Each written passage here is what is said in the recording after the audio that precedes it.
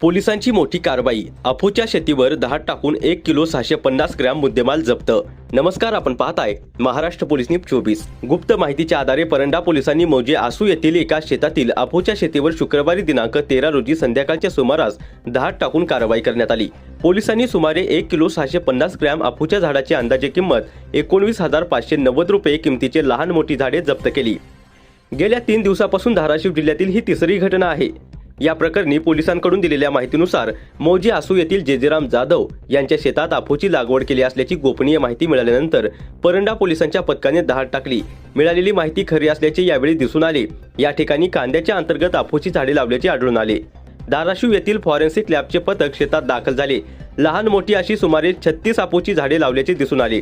या कारवाईत सुमारे 1 किलो 650 ग्रॅम अफू जप्त करण्यात आली. दरम्यान अफू शेतीचा प्रकार उघडकीस आला आहे.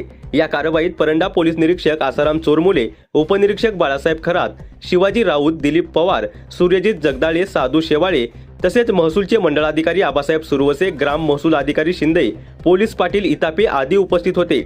वरील प्रकरणाचा गुन्हा परंडा पोलीस ठाण्यात दाखल करण्यात आलाय.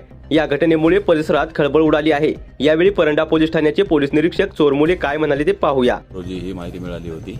आसू गावामध्ये जेजेराम जाधव यांच्या शेतामध्ये अफूची झाडं आहेत. त्यावरून या ठिकाणी रेड केला.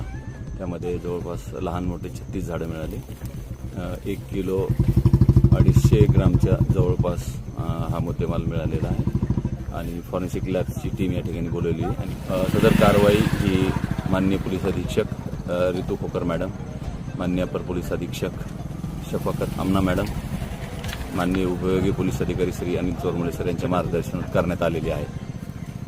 महाराष्ट्र पोलीस न्यूज 24 साठी महाराष्ट्र प्रतिनिधी हारून शेख.